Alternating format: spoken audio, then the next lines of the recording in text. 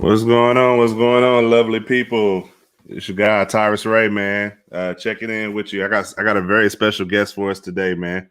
We have Jennifer Cobb. She's a ex St. Louis, well, the St. Louis Rams at the time, but now currently the Los Angeles Rams. She's an ex cheerleader of theirs, and she's started a nonprofit organization, Team Gateway to a Cure. They were founded in 2016. Dedicated to increase awareness and education to give hope and comfort for those loved ones challenged with Parkinson's. Also, and to help out their caretakers be able to take care of the people, and not just Parkinson's, for all brain diseases. She also helps out with the Michael J. Fox Foundation, and she also helps out with the Muhammad Ali Foundation. So, how you doing today, Jennifer? I'm great. How are you? Thanks for having me on the show. Yes, thank you for taking time out your busy schedule to even come on the show. I know you're in St. Louis. How you liking that 15, 16 degrees out there? Oh, it's 19. 19. Yeah. We're all kind of bundled up and hunkered down and home and in front of the fireplace drinking hot cocoa. I swear, I tell my boys, if I have another hot cocoa, I swear I'm going to turn into a marshmallow. I don't know what it is about kids in the cold weather, but they love hot chocolate. Yeah. I know my wife's from the Midwest as well, and she loves her some hot cocoa or either a hot tea, especially when it's cold. And like I said, she loves her fireplace too. So that's most definitely. Yeah. I don't know if that's a Midwest thing or not, but most definitely. Yeah. The more marshmallows, the cooler mom I am. I know that's right. Yeah. So again, thanks so much for having me on the show. I'm thankful for you having me as a guest. I wouldn't be able to do what I do every day if it wasn't for your platform and to reach your audience, because I hope that through my story that I will help comfort others that are going through the same situation that I have been going through. My dad was diagnosed in 1999 with Parkinson's disease. Okay. It was actually right around the same year that Michael J. Fox went public with his Parkinson's in 1999, and I was with the St. Louis Rams, the Super Bowl champion, two-time champion team, which I was, honored to be a part of that. And many people ask me, "Are you, real bitter, Jen, that Kroenke took the team away?" I am. Of course, I love football, and I love having a team here in the city, and it's just so electrifying to have, the stadium and getting there and having 75, 80,000 people to cheer in front of and entertain. It's a blast, and the family, the football players and the coaches and just everyone. It's great, but yeah, the team moved, and but one thing Kroenke can't take away from us is we will forever be a championship city. And I hold that pretty close to my heart.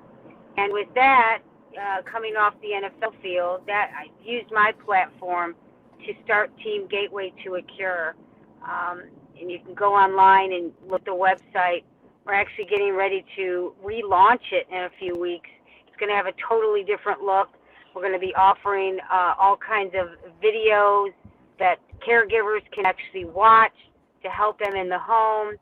A lot of information on the website regarding Parkinson's, what it is, how to manage it, some of the upcoming research and technology that's being done to keep those that are going through it a little bit more updated and current. So yeah, teamgatewaytocure.org is our website, and right now it's under construction, but we're really, really excited about the new website in the next coming weeks that's going to be launching. Yeah, and I'm gonna put it down here in the comments and post it so people can. You said teamgatewaytoacure.org, right? Correct. Yep. All right. teamgatewaytoacure.org. Okay, I got you. I'm about to post it down in the comments. That way, people can most definitely go on there and check it out. If anyone in the audience might be dealing with that. Yeah, But Parkinson's hits about 1 million people worldwide every year that we know of that are diagnosed. And Parkinsonian patients have a really challenge because every Parkinson's patient is different. It's different, yes, ma'am. It's all different. Everyone has different symptoms. And so what I try to do over the last couple of years is really inform and educate myself on exactly what this disease is. You know, I'm a daughter that loves her dad. And over the years, I've watched this disease take away who Ty is. He's a funny guy. He loves to live life. He fishes. He hunts. He loves to play puzzles and loves to go on trips and watch movies. And so I watched him change, and it just broke my heart. What could I do to give him hope and comfort while he battles this disease? And I think the common denominator for everybody in the whole entire world, not just Parkinson's, is somebody out there is battling something. And so how do you give that person, fill in the blank, whatever they're battling, hope and comfort as a daughter that loves her dad or a caregiver that is caring for them every single day? And that is really the mission of what our foundation stands for. And that's how we collaborated with the Muhammad Ali Parkinson Center. It's the Muhammad Ali Legacy Care Program. And I don't know if you or many of your audience members may not know this, but Muhammad Ali's legacy, after speaking with his widow, Lonnie Ali, she was such a joy to meet and to learn really what Muhammad's legacy stood for. After he passed away, he really, really wanted others to understand how incredibly important a caregiver in their life while they're going through the disease is important. And because of the doctors, because of the family members, because of his wife and his kids and all of the loved ones of friends that surrounded Muhammad, he was able to manage his Parkinson's in a comfortable situation. And I think oftentimes what we try to do as loved ones or caregivers is we want to jump inside there and just save them. We want to cure it. We want everything to go away. We want them to go backwards to when Dad was 30 years old, he was invincible. He was this magical hero that I looked at every single day of my life. And then when Parkinson's took that all away, yes, ma'am, I lost hope, and I also lost comfort in what does my relationship now look like moving forward as a daughter loving her dad. And so that's really what I want to contribute as a founder of Team Gateway to a Cure, along with all of my board of directors, is we want others to know that are going through the disease, as well as the caregivers, that you are not alone. And as long as you give them hope and comfort by remembering who they are, you know, Ty, my dad, Ty Cobb, is the exact same. He's not a Parkinson's. He's not the disease. He's still the man that I still knew growing up. So what does it look? Yeah. So what does it look like? You know, when I get together with them, we cook, we do puzzles, we watch movies, we reminisce about old times, we laugh, we joke. And sometimes if you can't be there, maybe through technology, you FaceTime, you Zoom them. And if you don't have that opportunity to do, maybe it's a phone call, maybe it's an email or a text message, or you send a photo. Hey, just thinking about you. Remember this? Remember when we used to do that? And so taking away the God complex, thinking that we are God Jr. and we're going to go in there and save my dad or your loved one, just take a step back and just remember who they are and just enjoy where they're at. Yeah, no, and that's so true. You know, I watched a family member of mine's deal with dementia real bad, and like you say, you know, they're still that person, but you know, just kind of sitting back and watching them deteriorate is something that's, you know, it's everybody handles it different. You know what I mean? And They do, yeah, and it is very, very emotional, especially when you have that emotional history, and you. So the biggest question that I get when I speak at caregiver conferences, or people, you know, reach out to me through the website, or if I'm at an NFL event, or, you know, I'm working with a couple of NFL players now to put on a huge camp in Vegas for inner city kids in March. They're going through the same thing with their parents. And so they ask me, you know, Jen, what can I do? I tell them, don't try to change them. Just enjoy where they're at and love them. And when you guys get together, don't talk about the medicine. Don't talk about the therapy. Don't talk about, you know, the disease itself. Talk about the days when you guys used to go fishing or hunting or camping or trips, or all the laughing, funny things you guys used to do. Maybe you guys get together and you cook a meal, and if they're not capable, maybe you cook and you tell them jokes and just laugh and enjoy. Maybe play a game of Uno. I don't know, whatever your family is into. My dad loves playing cards, and, you know, sometimes I kick his ass and sometimes he kicks mine, and sometimes he doesn't want to have a conversation, so we just sit and we quiet, we just do puzzles. But, you know, and also giving my mom, who is an incredible woman, I mean, she takes care of my dad every single day, giving her a break. You know, maybe it's coming over and giving some company to dad, or having a friend go over if you have, you know, work and you have children you're raising and you don't have the opportunity to do that, but you have a friend that says, you know what, I'll step in. I'll go over and check on him. I'll hang out with him.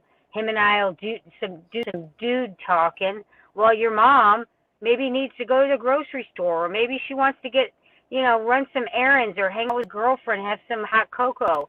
You know, whatever it is, you just have to step back and think, how can I be a good, selfless person to give hope and comfort back to those that are going through. And I think you and I and millions of others have had a little taste of what a caregiver's life is like through quarantine. You know, it's quiet. It's very silent. There's no people coming over, knocking on doors and ringing the phone and coming over and visiting. That's their life every day.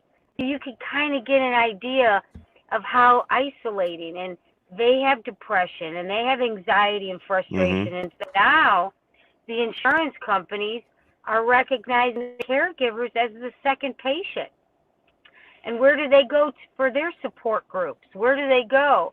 And that's where the Muhammad Ali Legacy Care Program comes in, because Muhammad would not have gone through what he did, as well as Michael J. Fox and millions of others going through their diseases, if it wasn't for the cheerleaders, the ones behind the scenes, the ones that are cheering them on, patting them on the back, making sure their bellies are full of food, they take their medicine, and drive them to and from their doctor appointments. And I think you really, really have to look at how important those little things are, and be grateful that you have the opportunity to do just a little bit for these people in their lives. Yes, ma'am. And I know something you said that's very important, and I think people would often forget about is, like you said, giving the primary caretaker a break. You know, sometimes, often when people get sick, especially other family members and other friends, sometimes some people just, they don't want to see that person that way, because they kind of want to remember them the way they were. But I don't think people realize, like you said, that you kind of leave that primary person kind of stranded. You know what I mean? And where do they go for support? So I think that's something very interesting that you brought up, and something that I think people don't really think about. You know what I mean? Yeah, and another big topic, emotional history. So, Hmm. for instance, let's say your parent gets diagnosed with a debilitating disease, and you're a man starting your company, starting a new job or a business. You're raising a family, and you have a wife, and you're struggling, and you don't have a real good relationship with dad or mom or Hmm. the family member. Where were they when I was going through Little League? He never showed up for any of my Little League games, never showed up to any of my practices. Where was she? She never showed up to any of my ballet recitals, and I Hmm. need to stop my life and stop what I'm doing to take care of him, her. Well, what about me? And so, how do you meet the person where they're at and let go of that emotional history?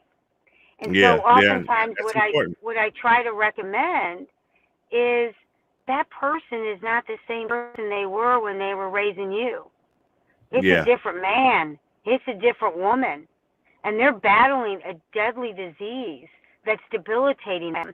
And how good for you that you can let go of that emotional history, meet the person where they're at, and be a better man because of it, or a yeah, better woman because of it, and showcase to your children and the others that are looking and watching you that, look, even though they didn't, I will.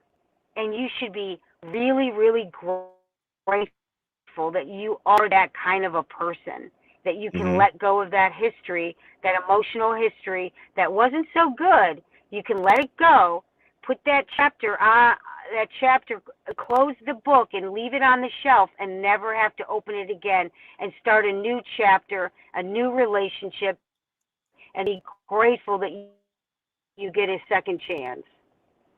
yes, ma'am. That's so true. Like you said, I didn't even think about that. A lot of times we harbor ill will, and not ill will, but you know what I mean. We harbor like you just said, past experience and old things against people, and like you said, that person's evolved and they're not that same person. And like you said, they're dealing with a deadly disease like that. I mean, we need to, shall I say, step in and do what's necessary for that person and make it as comfortable as possible.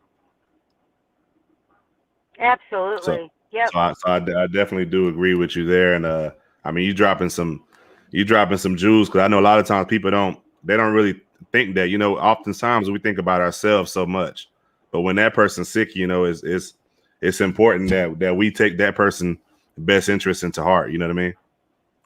Yeah, yeah, absolutely. And I think, given the opportunity, there's a million ways to be a good mom, a good dad, a good support system, a good buddy, a good girlfriend. And you can't tell me that you don't have the time. You can't tell me that you don't have the creative ideas, because you can throw anything in my lap and you can say, but Jen, I work 60 hours. But Jen, I'm raising a family. But Jen, they live so far away. But there's a thing called Uber Eats now. You can order a meal. Maybe Yeah. it's every Wednesday they're going to get a meal. Mom doesn't have to cook. The caregiver doesn't have to cook. Maybe you hire a cleaning service once a month and spend $30 to have the house clean, or a laundry service where they come in. They're called laundresses or something. They come in and do the laundry. Maybe they change the beds, the sheets. Maybe they run all your errands and have groceries brought over. Hmm. Um, there's a lot of ways you can be creative. Thank goodness for technology. You and I are talking today, you know. Yeah. Um, and maybe you're not at that point in life. Maybe you still are harboring some past, and you're not ready to let go, and that's okay. Maybe you should step in and let your kids be the ones to look and reach out to grandma, grandpa, or aunt and uncle, or sister, brother, whoever, and say, you know what, I am going to reach out. Maybe it's, taking a picture and send it to them, and hey, I'm just thinking about you. Maybe younger kids can draw a picture, send a card, an email, anything, a text message, just thinking about you. And those little things will start to build over time, and you will become the history, the emotional trauma that affected you will be so far in the past you won't even think about it anymore, because the new relationship is cultivating, and it's going to start rooting, and it's going to be even better relationship moving forward. That's true too. That's like I said, you open up people's eyes as to different ways to look at things. Because I know often sometimes we only want to look at things from one point of view. So that's something a very interesting way to look at it. And like I say, you got the Muhammad Ali Legacy Care Program. That's for to help the caretakers out, right? Yes, and Okay. and you can go onto the website, and there's a link learning more about Parkinson's, or as a caregiver, some of the things that you can do. For instance, some of the symptoms of Parkinson's is, I don't know if you've noticed when you see Michael on television, or if you've watched Mohammed toward the later years as he battled Parkinson's, their voice projection is very low. They Yeah. they tremor, they twitch. That's called dyskinesia. They have freezing moments where they're stopped. They can't move. They're trying to move, but they can't. And the sister to Parkinson's is Alzheimer's, and so it's the opposite effect. It affects the brain in terms of memory, but physically you don't see any signs. In Parkinson's, it does not affect the memory. They're incredibly, they remember everything, but physically is what you see.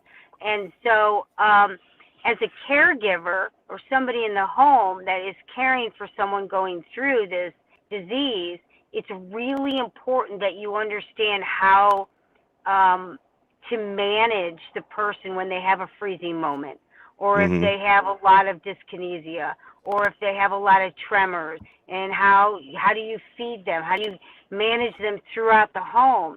And so the Muhammad Ali Legacy Care Program focuses on educating and training the caregivers so they can be a better caregiver in the home. And since COVID now, a lot of people are keeping their loved ones in their home. They are not putting them in nursing homes. They want their loved ones to be in a house, to smell the smells of the food, to hear the sounds of their loved ones, to see the sight of their family members and the pictures and all of the things that make them comfortable. And so there is a huge demand for caregivers and supporting them, whether it's somebody that you bring into the home or it's a family member. Family member. And so, and so now, if that is the case, the Caregiver Assistant Program, if you are living at home, the government now is recognizing that, and they give you financial support, financial assistance through the Family Caregiver Act. Okay, I did not. Now that I didn't know.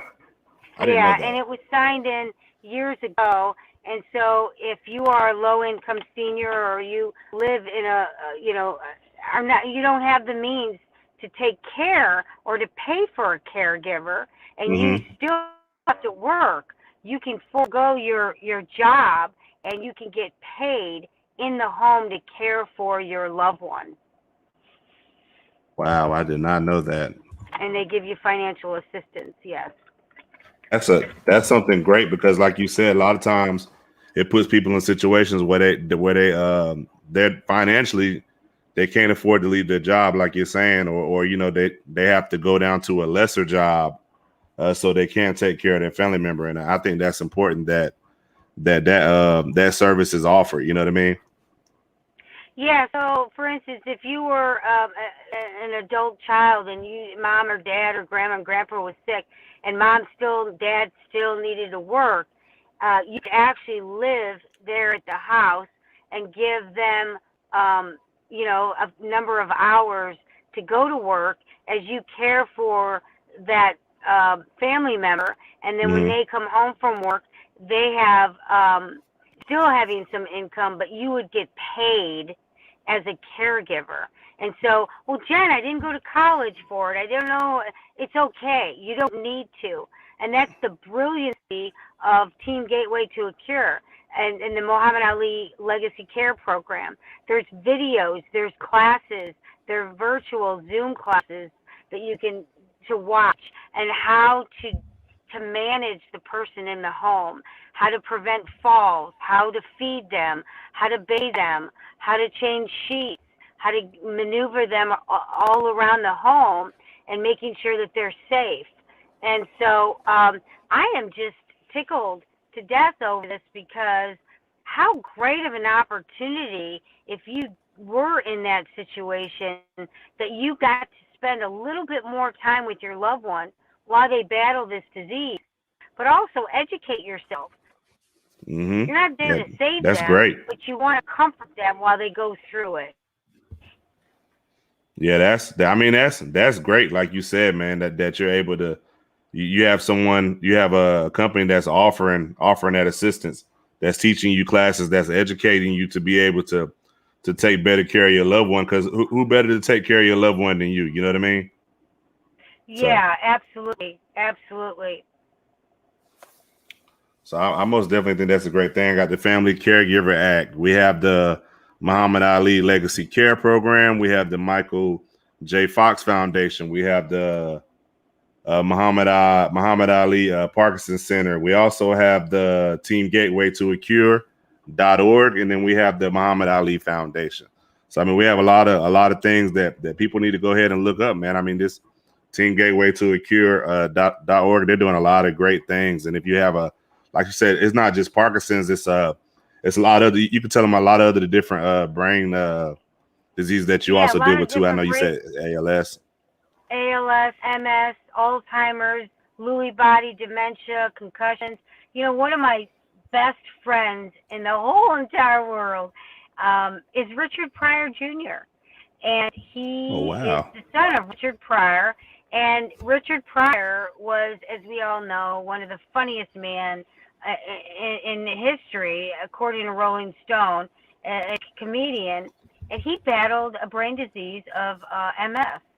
And so I started writing a book, and each chapter is going to have either a celebrity, high profile, or a sports figure write a chapter about their story as they cared for their loved one going through the brain disease. And so Richard is contributing the chapter, and learn about his story as he took care of his dad while he battled MS. And so I'm really, really excited about this book. It's going to be called Parkinsons and Daughters. It's a story of caregivers, the stories of caregivers through their eyes of caring for their loved ones. The Buck family, Jack Buck, passed away of Parkinson's, and so the Buck family is going to contribute a chapter. And so there's a number of others that I'll keep kind of quiet until the book is released. But you can find out more information on when that will be completed on the website teamgatewaytoacure.org. But it's going to be wrapping up this summer, and it'll be releasing this fall. The book will, and it'll be great because it's a really great resource for caregivers and family members, that you're not alone. You're not the only one going through that. And sometimes there's a lot of trauma bond that goes on when you hear someone going through the same thing. I mean, it's kind of like social media. You know, when you post something on your social media platform, and the next morning you wake up, the first thing you do is you go and you see how many people liked it and comments. Those comments they're stories. People they get what you're talking about. They understand, and they want to connect and know that they're not the only one going through it. So that's kind of the mission of this book. And then the other thing that we're working on with the foundation is we will be going into every month or every couple months, we're going to go into a home and interview a caregiver. And what we want to do is share their story, an audible, a video story, and put that on the website. And what we will do with Team Gateway to a Cure is we will contribute a certain dollar amount to that family to help with expenses. And that would be a donation to that family. But what I ultimately want is to show to the public that every one of us, in some capacity, is a caregiver. You're a caregiver. Maybe you're a dad caring for your kids. Maybe you're a mom like me caring for my kids, but I'm also an adult child caring for my dad. Or I had a mother reach out to me who is a single mom, taking care of her kids, taking care of her mother who is battling Parkinson's, and she's also caring for herself who's battling cancer. That's true. That's a lot. That's a lot to deal with. It's a lot of caregiver in that one woman. So, maybe you're an older sibling caring for younger kids while mom and dad are working. Where do they go for their support? Or maybe you're a grandparent taking care of your grandkids because maybe their mom and dad, are not in the picture, or mom is working or dad's working, and the grandparents are taking care of the younger kids, their grandkids. So you have to look at how important caregivers in the home or within the family dynamic, how important it is that we give them support. That's true. I mean, like you said, and I didn't even look at it from that point that almost everybody is a caretaker, because you do have a lot of people out there, a lot of grandparents out there that are taking care of their grandkids, and like you said, you do got some single mother, and that's rough for that one lady. And it's awesome that you guys are offering that support, and that you're not only helping out monetarily, but you're helping those people, educating them on different things, and they're able to bond with y'all through different people's experience, especially when it's famous people, because people can always relate. Yeah, I'll give you a great story. When my dad gets done at the YMCA working out, and he grabs his workout bag and he's done with his shower, where he heads over to that coffee station, grabs a cup of coffee, and then walks over to that big round table where all the fellas are sitting. And you know what they're doing? They're dude talking. They're sharing each other's stories, how they get through their day. And sometimes that goes even farther and makes such a huge impact in each other's lives, more than what the doctor says in the office. Not that the doctor's advice isn't important. Yes, it's very important to listen to your doctor's advice. But when you've got a dude going through the same thing, and the struggles with girlfriends going through the same thing, there's trauma bonding going there, connecting. You guys get each other's language. You understand what you're going through, and you share your stories. And I think there's so much amazing emotional medicine that goes into connecting with others that are going through the same thing. Yeah, that's true too. My wife, she often gets on me because she'll be like, I'll tell you something, and you'll listen, but like if somebody else says it, it's like it's like you listen more, because it's like a bond, like you're saying, like when someone is similar to you, and you look at what they're going through, like another man or another woman, whatever, and somebody's going through something similar that you're going through, it's like, wow, they really understand what I'm going through. Yep, and I can't tell you how incredibly blessed I am to have such an incredible family with the NFL. The foundation would not be where it is today if I didn't have such a great NFL family. I have amazing player friends that are alumni players, cheerleaders, the alumni and current. They have just been nothing but supportive, and my outreach has been spectacular. And I can't thank them as well as you for supporting my efforts and what I want to do by sharing my story in hopes that it will comfort others that are going through the same thing. Yes, ma'am. I mean, that's important. People always talk about how it's like a brotherhood or a sisterhood, or how people are just so helpful, especially NFL, the cheerleaders and just different things. And that's just amazing that you have that community behind you. And I also want to let you know that we're behind you too, and we will most definitely be looking into any way we can help with teamgatewaytoacure.org, because like I said, you're doing such a wonderful thing, and there's so many people affected by this. And it's I looked it up. I think since 2015, it says over 6.2 million people have been diagnosed just with Parkinson's alone. And I'm pretty sure the number might even be even bigger. So, it affects so many people. Yeah, that we know of are diagnosed. Mm-hmm. There's a lot that goes out that are undiagnosed. And so the more message that we can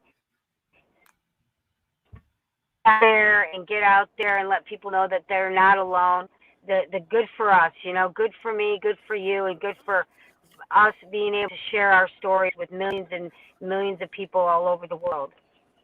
Yes, ma'am. Well, I just wanted to give you guys a quick recap if you joined in kind of late, man. We've been talking about Miss Jennifer Cobb and her, she used to be for the championship for the Super Bowl, 2-time Super Bowl champs, the St. Louis Rams. She was a cheerleader. Yes, ma'am. She was a cheerleader for them. She has and after her cheerleading career, she started Team Gateway to a Cure organization, who helps out with caregivers and people that have Parkinson's and different brain diseases. She's been doing that since 2016. No, I'm sorry. Yes, 2016, right? Yep. Yes, I believe so. Yep. Since 2016, she's been doing that, just helping increase awareness, and they're helping the caregivers by educating them on how to take care of their loved ones. So that's something that's very important. And then also you have the Muhammad Ali Parkinson Center. You have the Michael J. Fox Foundation that you help out with. You have the Muhammad Ali Foundation that you help out with. You have the Muhammad Ali Legacy Care Program that once again it helps with the caregivers. And then also something that she informed me of that I didn't know about was the Family Caregiver Act that helps the caregivers out with being able to take care of their family, whether that's bringing someone else in or whether that's helping that caregiver so they can go to work and help them pay their bills so they can help their loved one more effectively. So that's some of the things that Jennifer has going on. She also has a book that should be coming out. What you say about fall? Yeah. We're gonna launch it this summer, and it'll be ready to purchase, or you can buy it for a loved one. I'll have it on Audible. You can download it. You can listen to the stories while you're driving, or wherever you're at, and it'll just make for a really good resource for those that are going through the same situation in their lives, that they're not alone. And sometimes when you listen to other people's stories, you kind of get it. You're like, wow, I never thought of it that way. And others are going through the same thing. And I think it's really, really important that we all share our stories to give, the caregivers some hope and comfort while they go through it as well. Yes, ma'am. And like you said, say it again, and we're here in any capacity to be able to help. When the book comes out, I will most definitely be buying a copy. I'll probably buy 2 copies. When people have books, I usually buy 2 copies. I buy one for myself, and then I buy one to give away on the show, just to help educate people and kind of put that person's brand out there. So, that's most definitely so much. A great thing. And I really do appreciate you for joining me. Because like you said, I know you do have to take care of your father, and you do have a lot going on. You run the organization, you have your board of directors. So I really do appreciate you stopping through and being able to have this chit chat.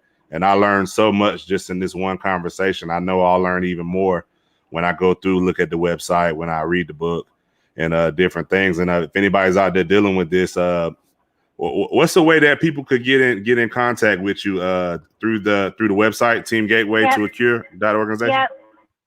Okay. Yeah, Team Gateway to a Cure.org. There's a tab that you can open up. It'll say, information, reach out, connect with us, drop us. I answer every email. You can drop us an email, a question. And if you ever want to have me on again and you want to do a Q&A, I'm always happy to listen to other, your listeners and questions and help them answer, give them some good advice to help support them and what they're going through. Okay, well that's great. I can get Fago to set that up because I do believe it's a lot of people out there that can use your services, and that could just listening to your story would inspire them and give them some comfort to know that they're not alone. And like she said, she answers every email. So yeah, make sure you go to teamgatewaytoacure.org. She answers every email. If you need to get in touch with her, if you have any questions, if you want to hear more about her story or just any insight, or if you need the services yourself, just make sure you contact her. And like I said, I really wanted to give a shout out to Fago Franklin for introducing me to you and just for helping out behind the scenes. So Jennifer, thank you so much again, and God bless you, your family, and all your listeners. Yes. Stay healthy, stay safe, and till we meet again, God bless you all. Yes, ma'am. Well, you have a great, wonderful day, and stay warm out there in that 19 degrees, okay? I want to thank you again. All right. Yes, ma'am. All right.